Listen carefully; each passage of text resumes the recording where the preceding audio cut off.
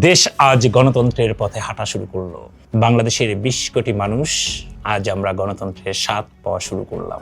বাংলাদেশের সকল মানুষের ইচ্ছার প্রতিফলনে একটি সরকার গঠিত হতে যাচ্ছে। সরকার গঠনের পূর্ব প্রক্রিয়া হিসাবে আমাদের মাননীয় সংসদ সদস্যরা সংসদের সদস্য হিসাবে শপথ গ্রহণ করলেন। মাননীয় সংসদ সদস্যরা, আপনাদের সকলকে অভিবাদন। এই কোটি কোটি মানুষের সালাম গ্রহণ করে নিন। কোটি কোটি মানুষ আপনাদের দিকে তাকিয়ে আছে। আপনারা যখনই নির্বাচিত হয়েছেন তখনই বাংলাদেশের সংসদ সদস্য নির্বাচিত হয়েছেন। সরকারকে ভুল ধরে দেওয়ার জন্য, সরকারকে সঠিক পথে পরিচালনা করার জন্য বিরোধী দলে যারা এসেছেন বা সরকার পরিচালনা করার জন্য, আইন তৈরি করার জন্য যারা মুখ্য ভূমিকা পালন করবে সেই সরকারি দল, কিন্তু দিন শেষে আপনারা সবাই বাংলাদেশের জাতীয় সংসদ সদস্য। আপনারা সবাই জনাব সংসদ সদস্য হিসাবে আমাদের কাছে পরিচিত হবেন। একটি চড়াই উতরাই পার হয়ে একটি বিভৎস একটি সরকারেরকে আমরা পতন ঘটিয়ে, একটি ফ্যাসিস্টকে পতন ঘটিয়ে আমরা এই সরকার, এই জাতীয় সংসদ আমরা পেয়েছি। সংস্কার শুধু সরকারি দলের জন্য না, সংস্কার সমস্ত জায়গায় হওয়া দরকার, সমস্ত জায়গায় প্রয়োজন। সরকারি দলকে অ্যাকাউন্টেবল করা, সরকারি দলকে দায়ী করে সব সময় আমরা আলোচনা করেছি।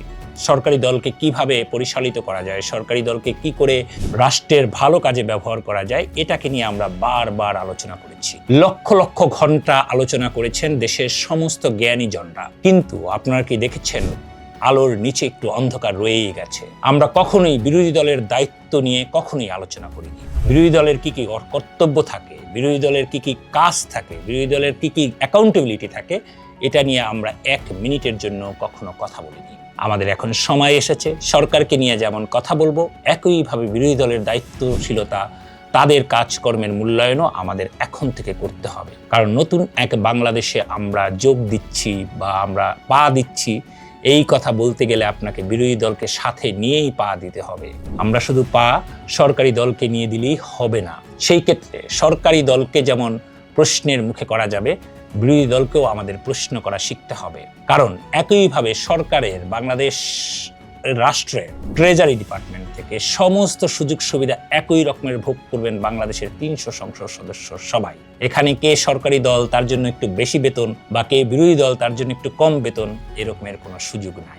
যেহেতু আমরা বাংলাদেশের মানুষ, ট্যাক্স পেয়াররা বা সাধারণ মানুষরা আমাদের প্রত্যেকে সমান পরিমাণে অর্থ প্রদান করি, সমান পরিমাণে সুযোগ সুবিধা দেই, তার মানে হচ্ছে আমরা প্রত্যেককেই তার কাজের জন্য কৈফিয়তের মুখোমুখি দাঁড় করাবো। সরকারি দলদের বলবো, আপনাদের সংখ্যাগরিষ্ঠতা আছে, আপনাদের দায়িত্ববোধ অনেক বেশি। বাংলাদেশের মানুষ, লক্ষ কোটি মানুষ আপনাদের সিদ্ধান্তের জন্য অপেক্ষা করছে। কিন্তু বিরোধী দল মানুষরা আবার এটা ভাববেন না সব দায়িত্ব শুধু সরকারের, আপনাদের কোনো দায়িত্ব নেই। আপনাদের অনেক অনেক অনেক বড় ধরনের দায়িত্ব আছে।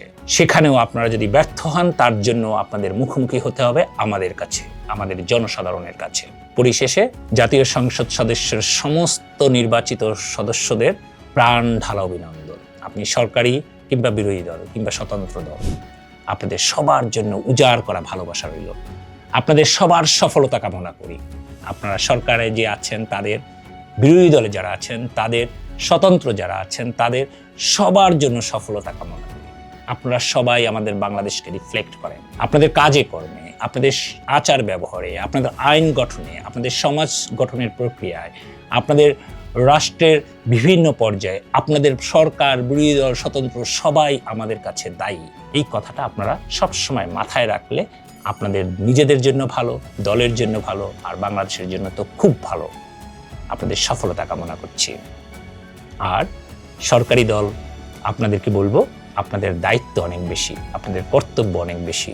আপনারা এখন অভিভাবকের চালকে, আপনাদের কাছ থেকে আরও বেশি ভালোবাসা, আরও বেশি গঠনমূলক কাজ আমরা বাংলাদেশের মানুষরা দেখতে চাই।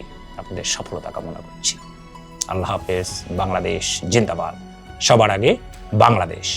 No Inqilab, no Azadi. আসসালামু আলাইকুম।